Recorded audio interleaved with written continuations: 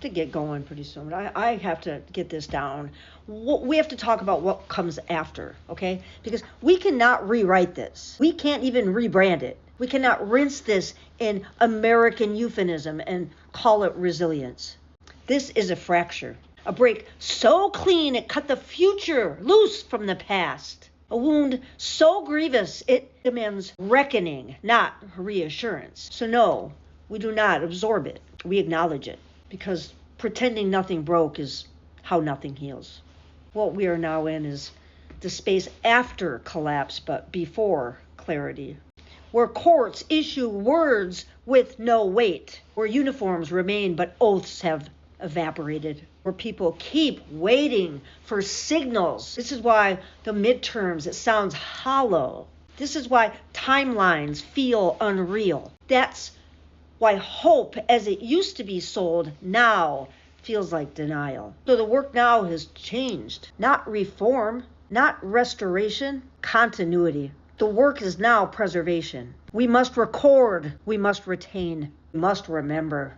Because when reality is under assault, memory becomes resistance.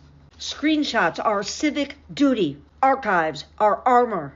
Dates, documents, decisions, kept carefully, copied redundantly, stored stubbornly. Truth does not survive by accident. It survived because someone refused to let it disappear. We must learn to extract truth from platforms engineered to erode it, to use them without trusting them, to speak through distortion without surrendering to it. Morality is not validity.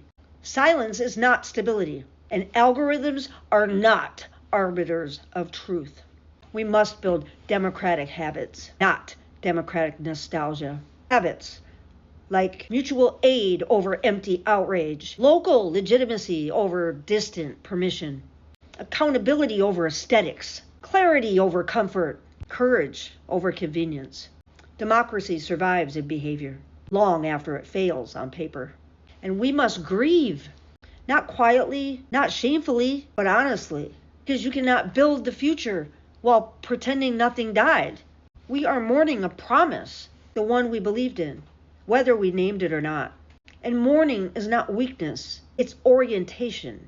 There is no going back. And why would we want to? The system that failed us was built to break us, slowly, legally, profitably. Saving it now only wastes the time that we need to prepare for what comes next. Because there will be an after.